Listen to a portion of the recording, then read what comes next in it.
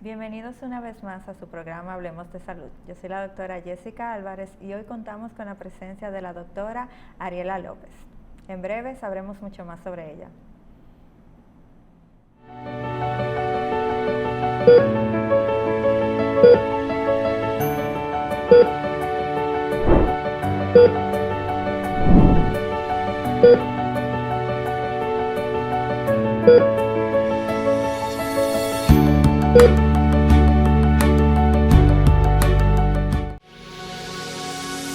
Mujer dominicana, unos minutos pueden ser decisivos en el resto de tu vida.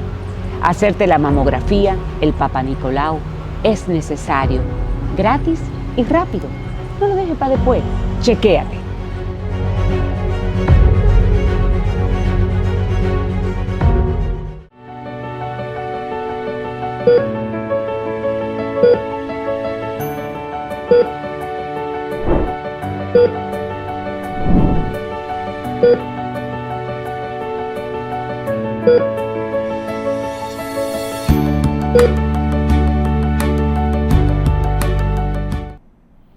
Como dije anteriormente, hoy contamos con la presencia de la doctora Ariela López. Doctora, un placer tenerla hoy con nosotros. Muchísimas gracias por la ¿Cómo se invitación. encuentra en el día de hoy? Bien. Doctora, usted es oftalmóloga, Correcto. cirujana.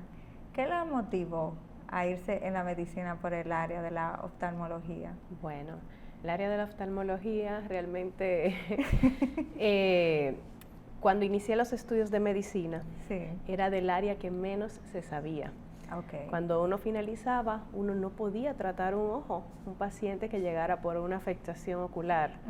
Era del área que realmente uno menos conocimiento, con el que menos conocimiento uno salía preparado, y eso me dio más intriga realmente de saber más sobre esa área determinada del cuerpo.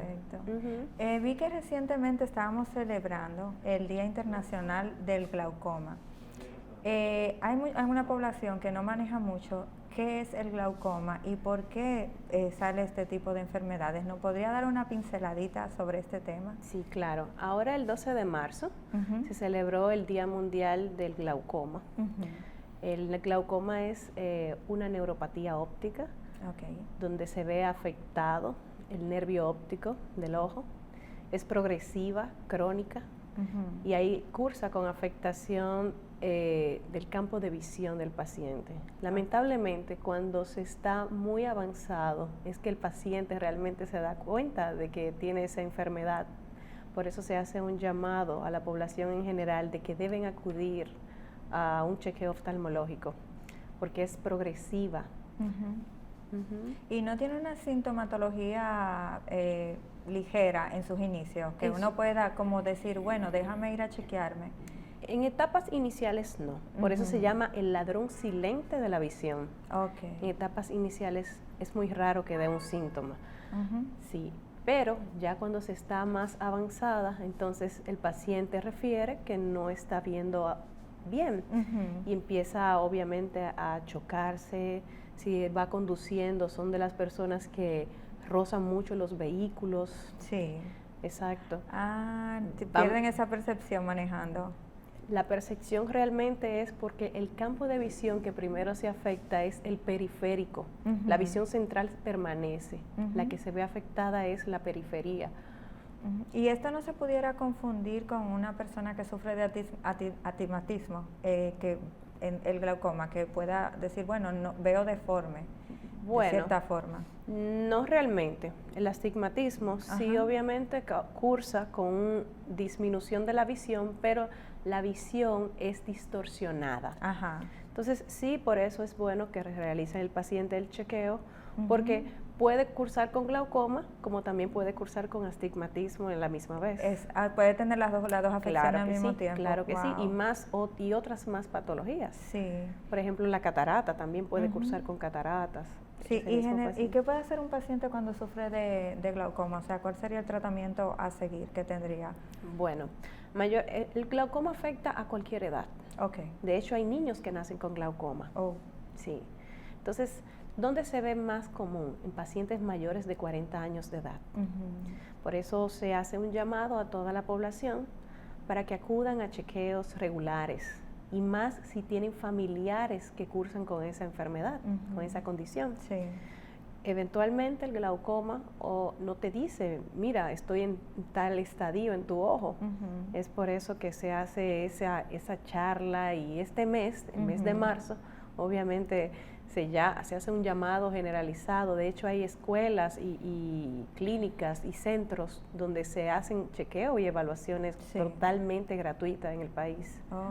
O sea que tienen una campaña. Sí. Las personas obviamente que cursan con glaucoma, aparte de tener el factor de la familia que lo posee, también son pacientes o que son diabéticos, hipertensos. Esa es la población realmente donde más afecta. Pacientes después de los 40 con hipertensión, diabetes, que sean miopes, y obviamente el factor genético. O sea que tendríamos unas enfermedades sistémicas que pueden producirlo, como también tenemos el factor genético, y un bebé entonces puede perfectamente salir con el glaucoma. Correcto. Y en un bebé, ¿cómo podría un padre darse cuenta? Porque generalmente sí, los colegios piden que llevemos al niño a una evaluación de los ojos. Correcto. Pero en las escuelas es un poquito más difícil. ¿Cómo un papá pudiera darse cuenta de que el bebé le está dando problemas por glaucoma? Una evaluación oftalmológica. Solamente. Una evaluación oftalmológica. Obviamente el niño se va a quejar de alguna dolencia, se puede estrujar los ojitos, puede presentar visión borrosa, pero todo eso se determina en una evaluación oftalmológica. Sí. ¿Esto va asociado a migrañas, a una frecuente migraña por la falta de visibilidad que pueda tener? Sí, claro que sí.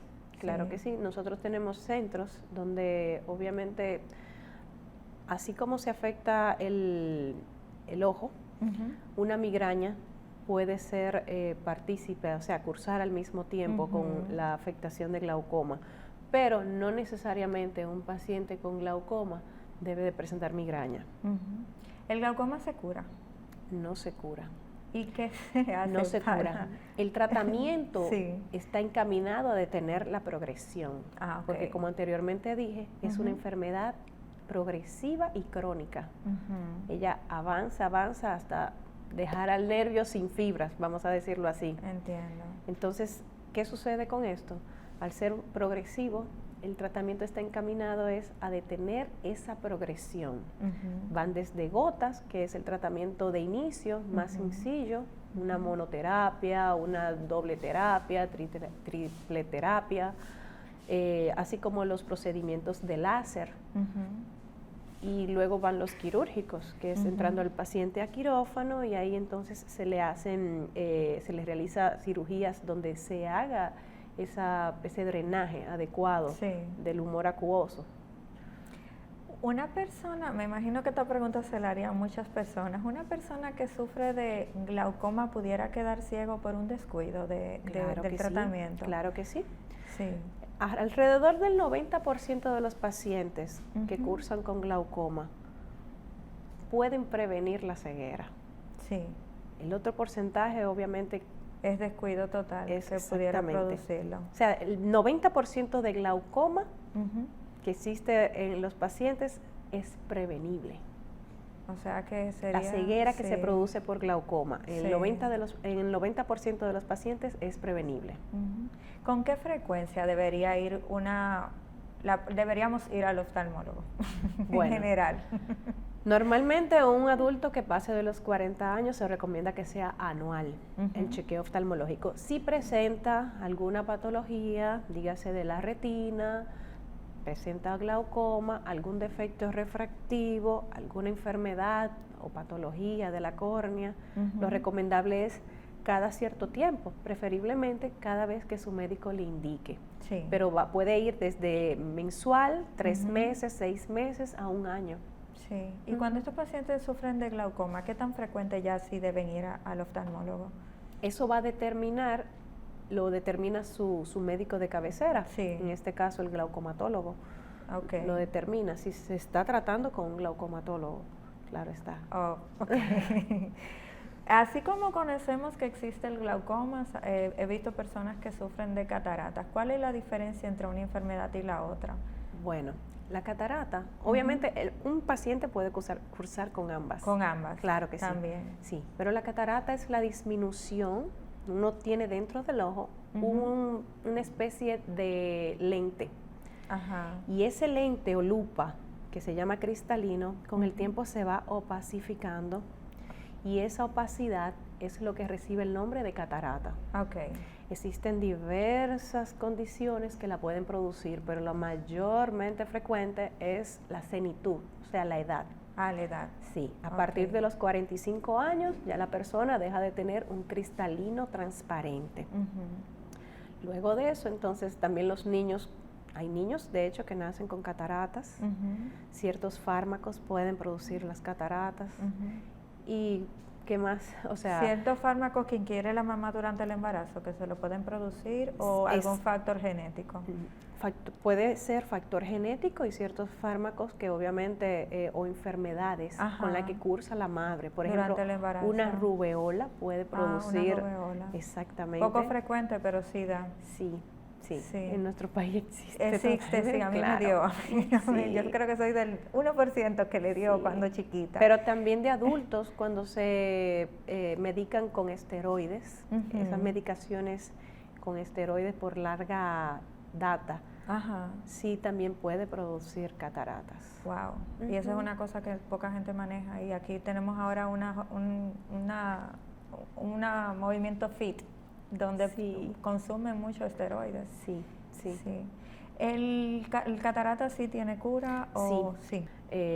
La catarata, a diferencia del glaucoma, el glaucoma es ceguera irreversible. Sí. El tipo de ceguera que produce. La catarata obviamente es una ceguera, pero es reversible. Inmediatamente la persona que la cursa se opera, vuelve nuevamente a integrarse a su vida normal, pues se recupera mejor visión. Sí. ¿Su tratamiento solamente sería entonces operación o también pueden utilizarse gotas? No, única y exclusivamente quirúrgico.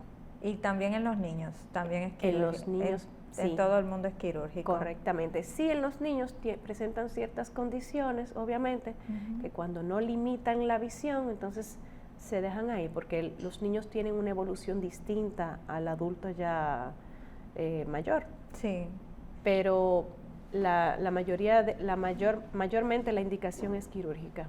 ¿Y se opera desde el inicio o hay que esperar que la enfermedad se comporte de alguna forma para entonces proceder quirúrgicamente? Sí, eventualmente el individuo empieza a presentar síntomas como son disminución de la visión, disminución del contraste, visión doble.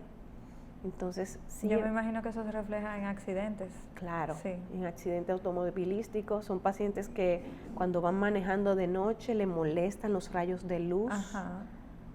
Y también en la casa tiene que ser En la casa también, cuando pasan de un ambiente muy oscuro a uno muy claro, o viceversa, cuando pasan de un ambiente muy claro y entran a una oscuridad, no ven nada, se le va la visión.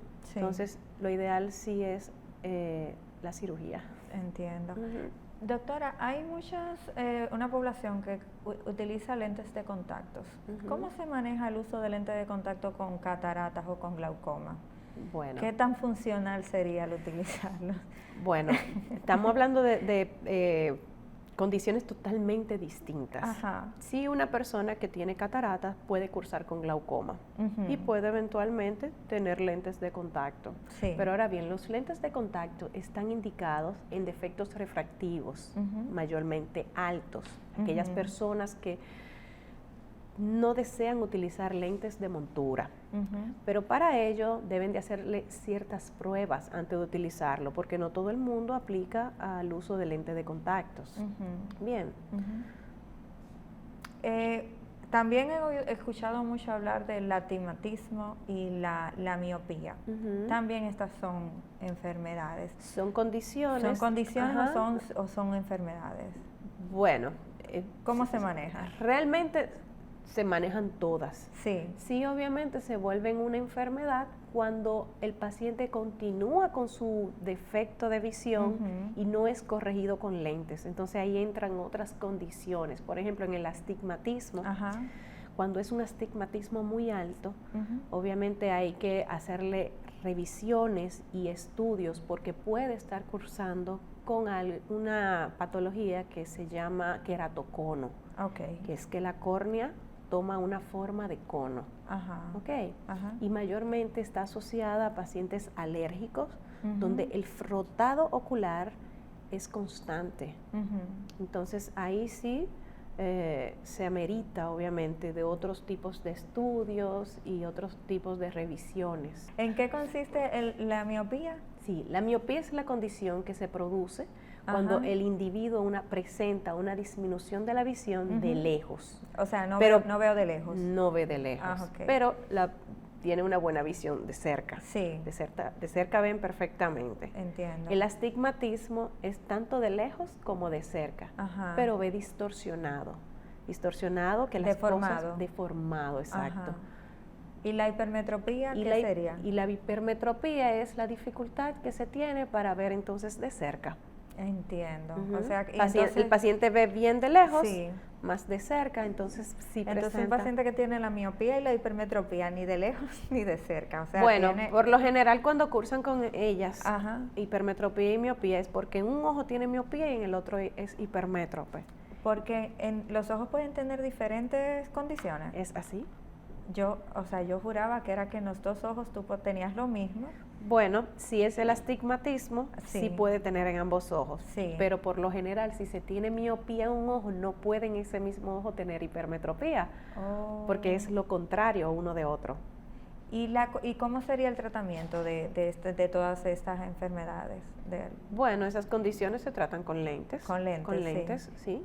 ¿Y se llega a curar alguna de estas? Por lo general no, pero cuando se es niño, los chequeos regulares determinan, muchas veces hay niños que sí, o cuando son pequeños, necesitan lentes para una hipermetropía, porque la hipermetropía es donde el globo ocular es sumamente pequeño. Entonces ya a medida que el niño va creciendo, su ojo también se va desarrollando y va creciendo en tamaño. Al crecer en tamaño, entonces el defecto refractivo se va aplacando hasta que llega un punto en que ya no necesita los lentes para la hipermetropía. Entonces, en pocas palabras, sería un de alta de lentes, ya no necesitas correcto. lentes. ¿Y hay algún tipo he visto que hay cirugías para estos casos? ¿Qué tan avanzado debiera estar uno de estos procesos para entonces sí ser un candidato para una cirugía? Bueno, el punto no es que sea tan avanzado, sino es hasta dónde se puede permitir que los lentes le corrijan la visión. Si los lentes ya no le corrigen su visión, entonces es indicativo de que el paciente necesita o debería aplicarse un tratamiento. Claro, si aplica, porque se hacen estudios previos para ver si aplica. ¿Y si aplicara, cuál sería el procedimiento quirúrgico? Láser, correcto. ¿Y en qué consiste la cirugía láser? Bueno, la cirugía láser es donde se ablata la córnea, ya sea se incide sobre la córnea, y ahí entonces se aplana, o obviamente, ¿cómo decirlo? Básicamente el láser lo que hace es cambiar la forma de la córnea. Entiendo. Y al momento en que lo hace, entonces también el defecto refractivo mejora o desaparece. ¿Y en cuánto tiempo se toma un procedimiento de esos de láser? O sea, entre el procedimiento y recuperación para un paciente. Eso tarda de 15 a 20, menos de 10 minutos. De 15 a 20 minutos ya el procedimiento está realizado. Y es ambulatorio, el paciente se va a su casa. Correcto, se va a su casa. Al otro día va al chequeo. postquirúrgico. Wow. Y en los procedimientos quirúrgicos de glaucoma y de cataratas, ¿es igual el tiempo de recuperación? ¿Esto ya se toma más tiempo? Es básicamente lo mismo, en manos expertas. Sí. ¿Y cuáles complicaciones pudiera tener un paciente en uno de estos procedimientos? ¿De cuál? ¿A cuál te refieres? Vamos por uno. ¿Qué complicación puedo tener si me operaron de glaucoma?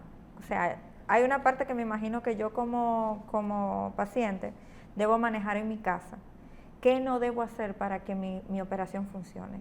Bueno, la cirugía bien realizada, en manos certificadas, obviamente tiene una buena recuperación. Sí. Si el paciente obviamente está en control y ya se lleva de las recomendaciones de que debe de estar en cierta posición, de que no debe hacer fuerza, no debe cargar objetos pesados, no debe irse al trabajo. Por eso se le dan de 15 a 20 a un mes para que esté en reposo absoluto, porque es una cirugía ocular.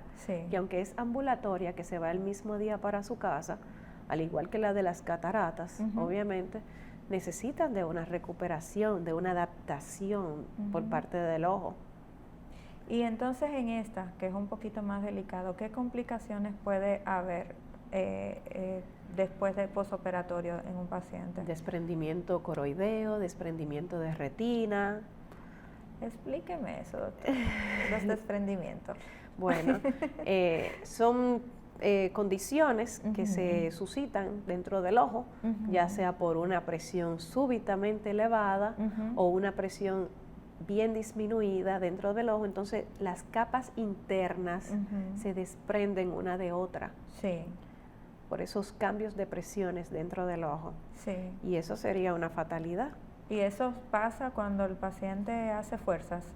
Eso puede ocurrir como complicación, hasta en el mismo transquirúrgico puede ocurrir. En el transquirúrgico. Claro, pero todo eso se evita con una evaluación prequirúrgica previa, donde obviamente se hace un estudio exhaustivo de si el paciente está propenso a cursar con esto. Entiendo. Para así entonces, cuando se va a la cirugía, minimizar esos riesgos. Y se pueden minimizar en un 100% para el procedimiento. Siempre se corre el riesgo de que pueda suceder. Bueno, el riesgo de que pueda suceder muchas veces no se sabe. El punto es resolver en el momento.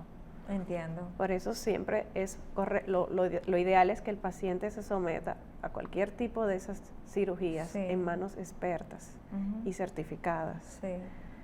Y en el caso de la miopía, el astigmatismo y la hipermetropía, que es más rápida la cirugía, el posquirúrgico, ¿qué nos debe hacer un paciente? O sea, ¿cuáles serían las cosas que pudiera dañar esto?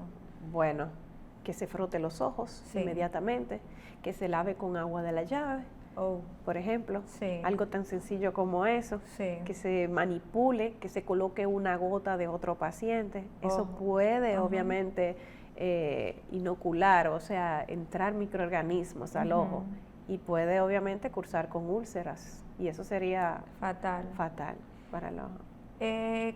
Esas indicaciones me imagino que se le dan, pero me imagino que la del agua tiene que ser una de las principales causas, entonces, porque cuando llegamos a casa lo primero que hacemos es lavarnos la cara.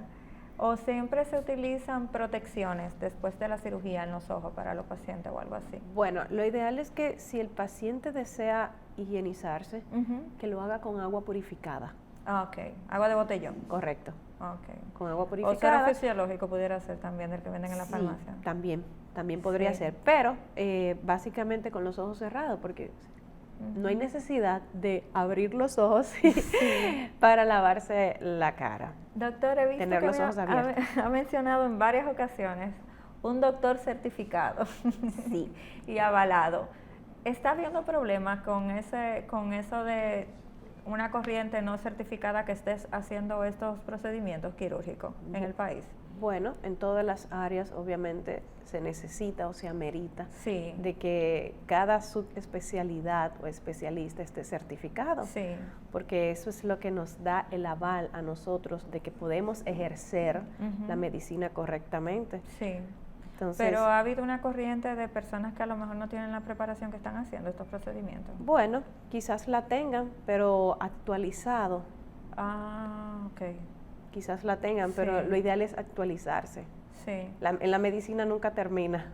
eso es cierto. Hay que estar actualizándose. ¿Y cómo eran estos procedimientos antes? Que ahora no, que ahora, o sea, están más avanzados. ¿Qué se suponía que se hacía antes y qué se supone que se hace ahora? ¿Qué hace esa diferencia? Bueno, te voy a hablar de las cataratas. Exacto. Por ejemplo, Ajá. ese es mi fuerte. Yo Ujú. soy cirujana oftalmóloga Sí, sí. de segmento anterior Ujú. y trato mucho las cataratas. Sí. Las cataratas anteriormente, 20 años atrás, 25 años atrás, había que realizar una incisión en el ojo, una incisión Ok. bien amplia Ajá. para extraer ese cristalino. Ajá. Hoy en día, Sí. hemos llegado a utilizar ultrasonido Ajá. para por microincisiones esa catarata ser destruida dentro del ojo Ajá. sin que el ojo lo sepa, Sí. vamos a decirlo así. Sí. Y todavía hay personas que practican la técnica antigua de la incisión, de la gran incisión. Bueno, hay indicaciones donde sí se Donde es amerita, necesario hacerlo. exactamente, pero ya existen otras técnicas que es amplia, pero no tan amplia como se hacía 20 años atrás. Entiendo. Ujú. Y también he visto, que mencionó ahorita, que hay alergias que pueden dañar el ojo. ¿Cuáles son esas? Bueno, ahora tenemos que ir a la pausa, pero le voy a dejar esta pregunta. ¿Cuáles alergias pueden causar problemas en los ojos? En breve volvemos con su programa Hablemos de Salud.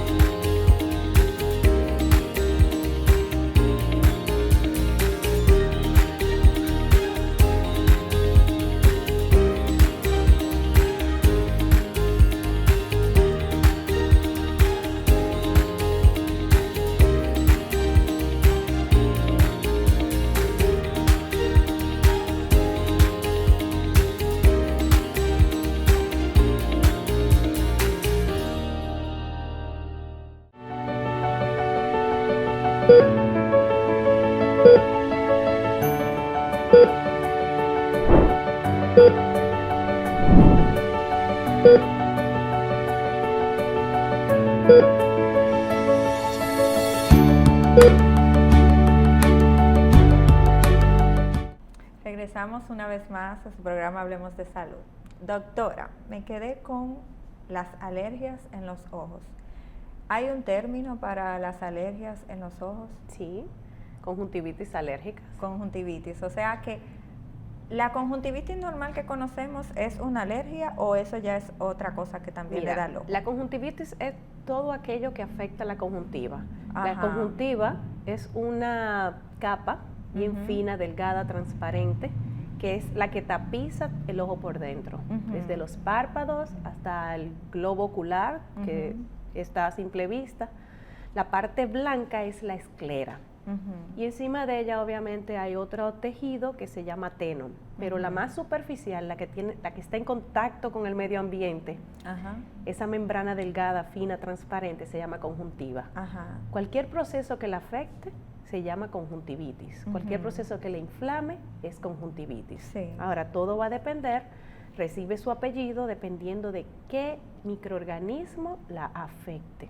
Ujú. Si es una bacteria, Ujú. es una conjuntivitis bacteriana, Entiendo. que es la que regularmente uno va a ver el ojo con muchas secreciones, Esa rojo. que tienen las lagañas que uno no puede ni abrir los ojos. Correcto. Ah, ok, entiendo. Y que duele muchísimo. Sí, y le da mucho a los niños. Sí, correcto. Entonces existe la otra conjuntivitis, que es la conjuntivitis alérgica. Ujú. Y existe también, bueno, la conjuntivitis alérgica es aquella que es producida por alergenos, ya sea el polvo, el ácaro del polvo, ya sea un alimento con colorante. Los alimentos, alergia en los ojos. Correcto. Wow. Y existe también la viral o adenovírica, que es cuando existe un proceso gripal en el individuo y entonces afecta. Le salen esa lagañita cuando tiene esa gripe. Sí. ¿Y qué produce, o sea, qué produce en verdad esta conjuntivitis alérgica, aparte del polvo? O sea, ¿hay alguna enfermedad o alguna predisposición que tenga la persona para producirla? Bueno, mayormente los pacientes con conjuntivitis alérgica se caracterizan porque cursan con rinitis alérgica. Están íntimamente tratados por el otorrino, el alergólogo. Entonces, estos pacientes, bueno, ahora el 20 de marzo inicia la primavera en nuestro país. Ah, ok. Ya tenemos polen. Exactamente. Sí. Entonces, esa polinización está en el aire. Sí. Y esas partículas son altamente alergénicas. Sí. La persona que la cursa, mayormente niños, adultos susceptibles, empiezan con el rascado, van a la consulta porque le arde mucho el ojo, la conjuntiva se pone rojita, hiperémica, le lagrimean y sienten una sensación de cuerpo extraño en los ojos. ¿Y los pacientes que son asmáticos le puede dar también? Claro, sí. ¿Son igual de propensos que los pacientes que sufren de rinitis? Sí, es correcto. Y aquellos también que tienen alergias que son de tipo de la piel. Sí, porque son pacientes que la característica en general, o sea, ellos se caracterizan porque son susceptibles. Tienen ciertos componentes que son, obviamente, hacen alergia. Son pacientes muy susceptibles a cierto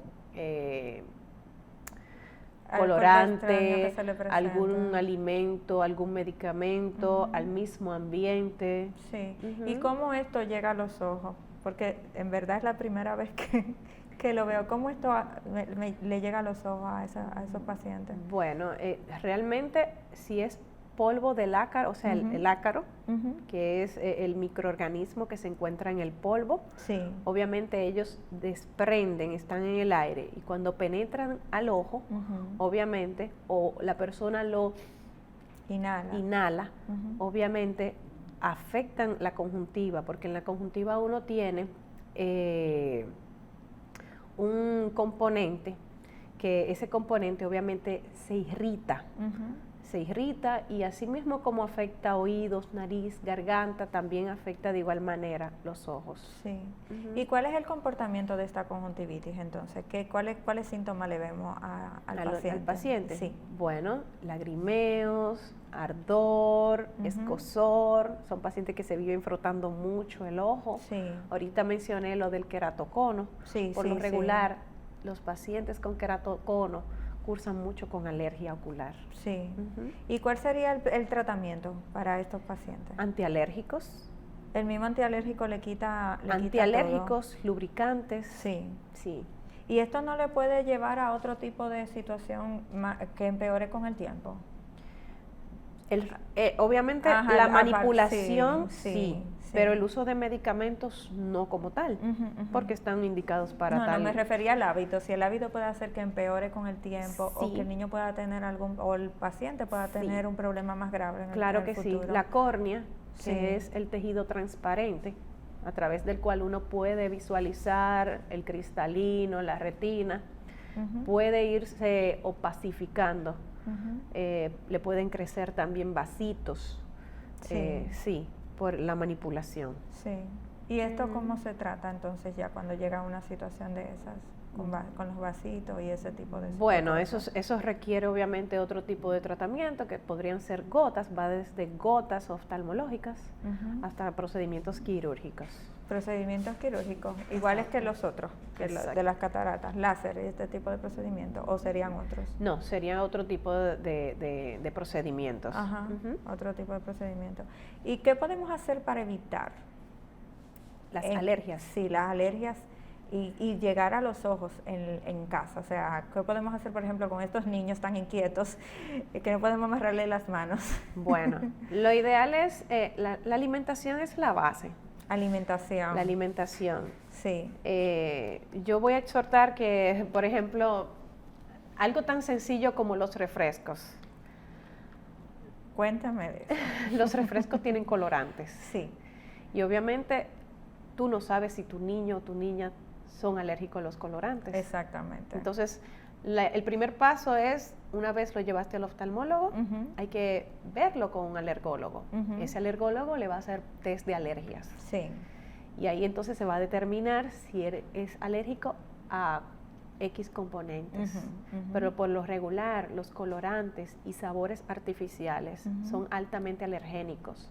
Los Cheetos, los Doritos. Eso le iba a preguntar, que de esas galletitas de chocolate también, que hay muchos niños con alergias a chocolate. Correcto. Sí. Es que el chocolate, la teobroma cacao, es altamente alergénica. Ajá. Y retirándole estos alimentos, ¿podemos prevenir completamente la alergia en sí o la alergia que podemos tener en el ojo, bueno, en el niño? Uno no puede controlarse realmente cómo esos mastocitos, que son esas células encargadas de obviamente inhibir o aumentar una alergia, pero sí uno puede controlar el medio que los rodea. Sí. Por ejemplo, si es alérgico, si se determinó en la consulta con el alergista que es alérgico al polvo, entonces lo ideal es que esa habitación de ese niño esté siempre despolvada. Sí, claro. Que no haya cortina, que no hayan peluches. Sí. Que existan los objetos menos posibles en esa habitación, que acaparen polvo. Y que cuando se vaya a despolvar, entonces que sea con paños húmedos. Para retirar el polvo. Y el uso de abanicos, que a veces también como que no ayuda en esa parte. O, por ejemplo, ahora mismito con el COVID tuvimos una corriente de comprar los purificadores en las casas. Los purificadores son buenos. Sí. Los purificadores son buenos. Para este tipo de alergia. Correcto. Siempre y cuando se mantengan limpios. Exacto. Yo pienso que un abanico hace mucho mejor muchas veces que un aire acondicionado. Sí. Porque el aire acondicionado debe de limpiarse mínimo cada 3 meses. Eso no lo es verdad. cual no se cumple. Eso no es cierto que suceda, en verdad. Doctora, ¿y cuál sería el tratamiento para estas alergias? Bueno, las alergias obviamente se tratan con gotas. Y esas gotas van de antialérgicos, gotas lubricantes. Ya un poquito más fuerte sería tratarla con inmunomoduladores. Bien. Pero este último se utiliza cuando se refiere un poquito más fuerte. ¿Cuáles serían los síntomas un poquito más fuertes en este tipo de alergia? Bueno, el paciente presenta hasta edema de párpados, hinchazón de párpados, visión borrosa. Cuando se refiere a hinchazón, es un hinchazón en los ojos. Una hinchazón, exactamente, bien ojos. Grotesca. Esa por lo general ya son conjuntivitis crónicas, papilares gigantes, donde la conjuntiva por dentro, en los párpados precisamente, está bien grotesca. ¿Y qué tan frecuente es este tipo de conjuntivitis en los pacientes alérgicos? ¿Qué tanto se da? Porque tenemos una población donde hay muchos niños ahora mismo que son alérgicos, hay muchas personas asmáticas y me imagino que no a todos les da. No a todos les da, pero eso depende de la susceptibilidad de la persona. Sí. Y sí es frecuente, y en nuestro país es bien frecuente. Es que no se le da importancia entonces. Bueno, se subdiagnostica muchas veces, pero es muchas veces porque el paciente no va a la consulta.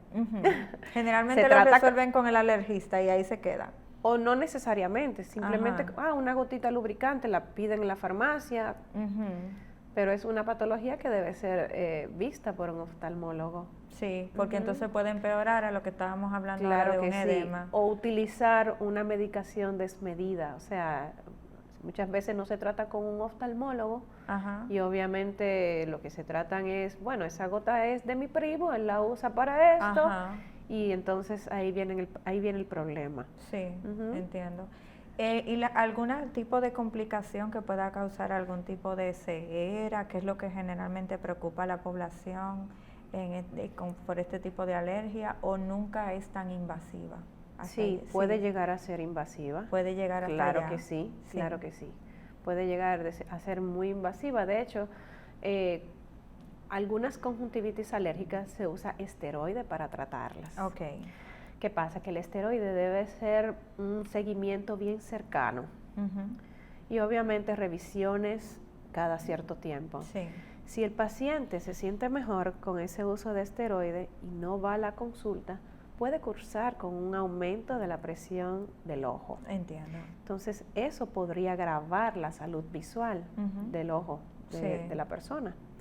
Entonces, lo ideal es siempre, obviamente, una revisión cada cierto tiempo con su oftalmólogo, hasta que su oftalmólogo le dé el alta. Sí. ¿Y con qué frecuencia tiene que ir un paciente a la consulta que tenga este tipo de alergia, de este tipo de conjuntivitis? Bueno, por lo regular, si es una conjuntivitis alérgica de primera instancia, en un niño, el tratamiento va a tardar un mes en hacer efecto. Sí. Al mes se cita. Y luego entonces ya las revisiones se hacen periódicamente, cada 2 meses. Si el cuadro no ha mejorado, entonces es el momento ideal para cambiar de tratamiento.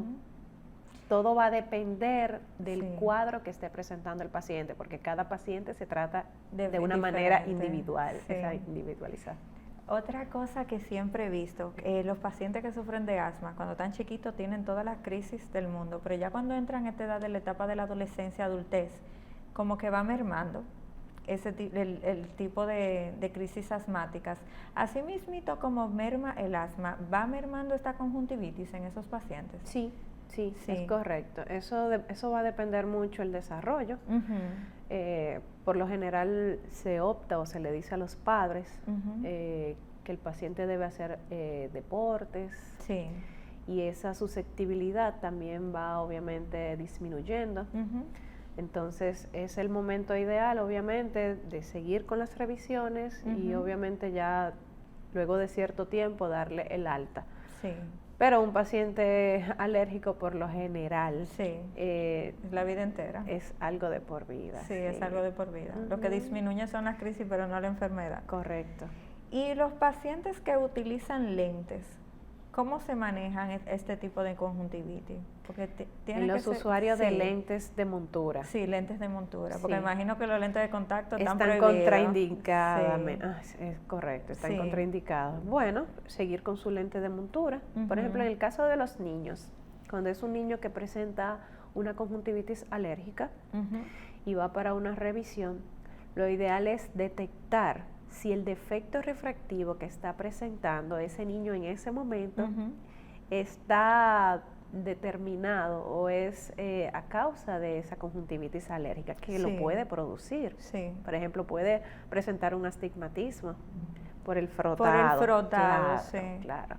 Entonces, lo ideal es determinar si es un defecto refractivo real o es secundario a la conjuntivitis alérgica que presenta. Y también eso se trataría con lentes, eso sí no se trataría con cirugía cuando tienen alergias esos pacientes. No, esto es puramente con gotas. Con gotas. Se trata con gotas y obviamente con su lente de montura si lo necesitan. Sí. El otro tipo de conjuntivitis que no es alérgica, la conjuntivitis normal. Generalmente no sabemos qué es la causa. ¿Cuál es la normal? Porque hay varios tipos. La que le da a los niños en la casa que de repente tienen los ojos cerraditos. Mira qué es lo que pasa. Por lo regular, cuando un niño tiene un proceso gripal, tiene secreciones nasales. Sí. Por lo regular, el niño, si lo dejan con esa secreción nasal, ¿qué hace el niño? Se frota y se va al ojo. Y se la lleva al ojo. Sí. Y esa misma secreción, obviamente, como estamos hablando de la conjuntiva, que es un tejido, obviamente, por donde uno puede transmitir ciertas enfermedades, entonces se contamina. Y al contaminarse, ya obviamente, al ser la conjuntiva, está obviamente... y entonces es tan contagiosa porque es un virus que está regado, porque a veces es muy contagiosa esa conjuntivitis. Es que la conjuntiva es susceptible. Es como yo acercarme a ti y yo hablando, por eso se dice, bueno, mira, se te va a dar reposo cuando tú tienes cierto tipo de conjuntivitis, se te da reposo para que no vayas al trabajo a seguir contaminando otras personas. Porque de yo hablarte cerca a ti, esas gotitas, esas microgotas, se pueden transmitir. Se pueden transmitir. El virus. Igual que la gripe. O sea, sería que me estás transmitiendo la gripe con todo y conjuntivitis. Correcto. No, se está transmitiendo la gripe y se está manifestando como una conjuntivitis. Pero no siempre la gripe se manifiesta con conjuntivitis. No. ¿O hay algún tipo de virus que provoca ese tipo de conjuntivitis? Por lo regular la adenovírica. La adenovírica lo produce. Sí. Porque a veces nada más tenemos brote de gripe, no tenemos el brote de conjuntivitis, pero de repente sí tenemos un brote de conjuntivitis. Sí, eso es muchas veces el contacto. Sí. Eso es más bien el contacto. Yo te respiré cerca, tengo conjuntivitis, tengo mi virus, te respiro cerca. No tiene que ser necesariamente en tu cara. Sí. Tú pusiste la mano ahí donde yo estaba, te la llevaste al ojo y ahí ya te contaminas. Sí. ¿Y cómo se maneja? O sea, ¿cómo se trata este tipo de conjuntivitis? También con gotas. Gotas todo. Con gotas. La higiene. La mayoría de patologías siempre con gotas. Con gotas. O sea que estamos bien por ese lado. Sí. Hay un factor de higiene que siempre se trata. Realmente, ¿cuál es ese factor de higiene que tenemos que manejar desde la casa para que no sea tan contagioso o para que no se agrave esa conjuntivitis? Bueno, el lavado de manos es esencial. Sí. No tocarse los ojos. Las gotas, cuando se van a colocar, es bueno colocarla en la nevera, no en el freezer, sino en la nevera para echársela fresquecita. Eso obviamente da cierto confort al ojo. Sí. Pero el lavado de manos, no estar cerca de la persona obviamente que está afectada por el virus. Esas son medidas generales de higiene que van a ayudar muchísimo a no propagar el virus. ¿Y cuáles complicaciones se puede tener con este tipo de conjuntivitis? Bueno, cicatrización de los párpados internamente. ¿Cómo así? Explíqueme la cicatrización de los Bueno, cuando existe una conjuntivitis viral, esa conjuntiva está friable. Y esa conjuntiva obviamente puede crear una especie de capa o membrana. Entonces esa membrana obviamente se puede adherir al párpado y como es una conjuntiva obviamente un tejido bien friable puede adosarse, puede pegarse uno con el otro. Entonces eso produce una cicatrización del ojo por dentro. Es como una heridita que se le hace al ojo. Y se le queda por dentro. Esa heridita echa la postilla, la póstula, cicatriza y el párpado se adhiere al ojo. Entiendo. Es lo que recibe el nombre como cimbléfaro. Pero también puede producirse también una cicatriz que obviamente el paciente tenga secuelas visuales. Sí. ¿Y el virus, de hecho, puede alojarse también en la córnea. Y cursar el paciente con baja visión. O sea que al final sí puede tener secuelas de problemas visuales. Correcto. Y pueden ser irreversibles. Ahí ya sí no entraría a una parte quirúrgica en ninguno si llega a esa etapa. Bueno, eso va a depender, pero por lo general hay pacientes que han llegado a usar lentes luego de una conjuntivitis maltratada, porque son pacientes que dicen, bueno, me pica el ojo, tengo una secrecioncita, me lavo mucho la cara. Las conjuntivitis virales por lo general tienen su curso y tienen un tiempo prodrómico, dígase que ellas solas se solucionan. Usen o no usen medicación cuando son virales. Bien, entonces ese tiempo obviamente hay que tratarlas porque se pueden reinfectar con otro microorganismo y si no se tratan obviamente el cuadro podría ser peor, pero cuando son virales ellas tienen su curso y ese curso es limitado, autolimitado. Entonces obviamente si no se tratan, hizo una conjuntivitis muy fuerte o se reinfectó, puede tener secuelas. Tanto en la córnea como en la misma conjuntiva. Y no pasa que ese virus, a pesar de que cursa se puede quedar, aunque no esté activo, se puede quedar ahí, causando estrago. Alojado, claro que sí. ¿Y cuáles estragos puede causar al quedarse alojado? Bueno, opacidades en la córnea. Eso es que el paciente vea poco. sí, eso se traduce en que el paciente va a ver poco. Sí. Bueno, doctora, yo hoy me he enterado de un sinnúmero de cosas que la verdad no conocía. Esa conjuntivitis en específico se llama numular. Novular. Numular. Ajá, nomular. Es como si fueran nubes. Sí. Nubes. Bueno, doctora, yo sé que como yo estoy en shock, hay muchos televidentes ahora mismo que estarán haciéndose muchísimas preguntas y posiblemente quieran contactarla, así que de sus contactos, ¿dónde pueden conseguir? Bueno, me pueden conseguir en Sedimat, voy todos los días. Pueden marcar al 809-565-9989, opción 2, para hacer su cita. Ha sido un placer Encantada. Tenerla hoy. En verdad que esto ha sido un mundo. Para mí ha sido es un mundo. Y sé que es un mundo para muchos que no sabíamos ni siquiera lo de las alergias. Estaba completamente perdida en eso. Sí. Y esto ha sido todo por hoy en su programa Hablemos de Salud. Se despide la doctora Jessica Álvarez y esperamos verlo la semana próxima.